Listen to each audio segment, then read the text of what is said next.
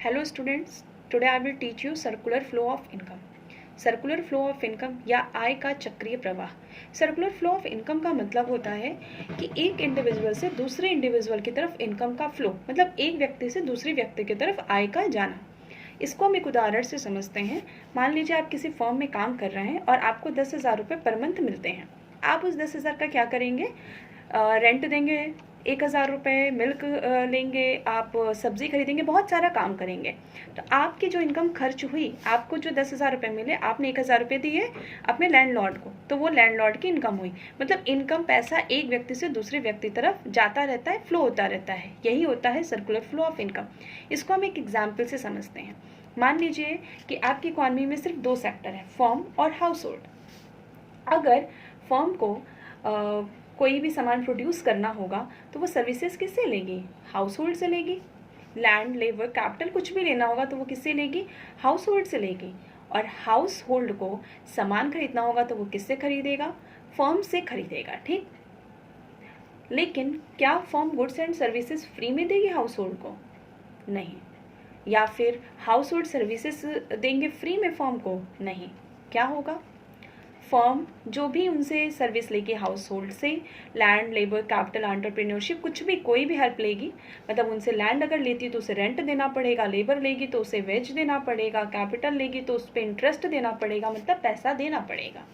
और अगर house hold firm से सामान परचेज करते हैं तो उसके बदले भी उनको उसे पे करना पड़ता है पैसा।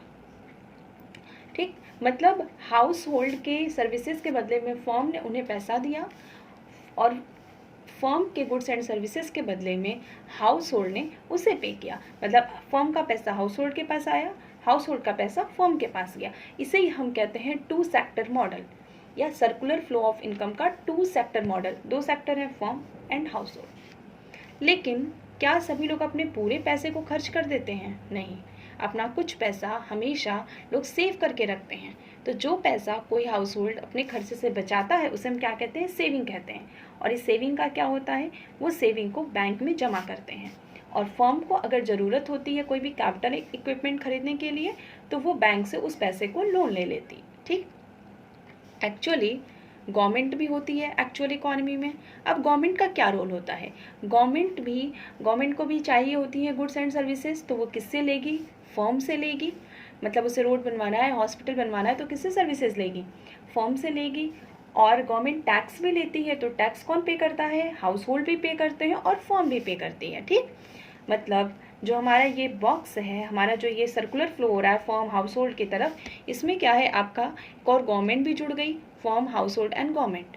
लेकिन एक्चुअल लाइफ में कोई भी देश अपने आप में ही सारी अपनी ज़रूरतों को पूरा नहीं कर लेता, बल्कि अपनी कुछ ज़रूरतों को पूरा करने के लिए उसे दूसरे देश से सामान खरीदना पड़ता है। इसे हम क्या कहते हैं? इम्पोर्ट कहते हैं। मान लीजिए इंडियन को किसी चीज़ की ज़रूरत पड़ी तो हम किसी देश से इम्पोर्ट करते हैं। और हमारे ही देश में कोई चीज़ बहुत ज़्यादा प्रोड्यूस हो रहा है तो हम उसे दूसरे देश में बेचते भी हैं। तो जब हम इंपोर्ट करते हैं तो हमारे देश का पैसा बाहर जाता है, और जब एक्सपोर्ट करते हैं तो हमारे देश में पैसा अंदर आता है।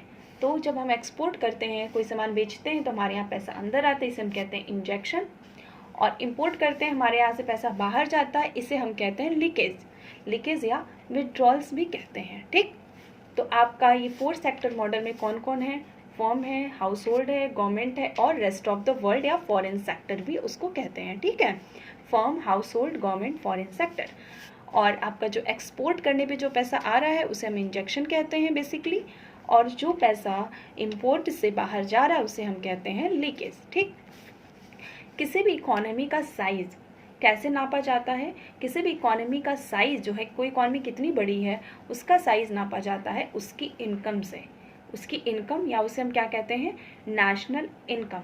जो ये नेशनल इनकम, या फिर इसको हम एक टर्म यूज़ करते हैं GDP, gross domestic product. GDP क्या होता है? किसी भी देश के अंदर जितनी भी गुड्स एंड सर्विसेज प्रोड्यूस होती हैं, final goods and services produced होती हैं,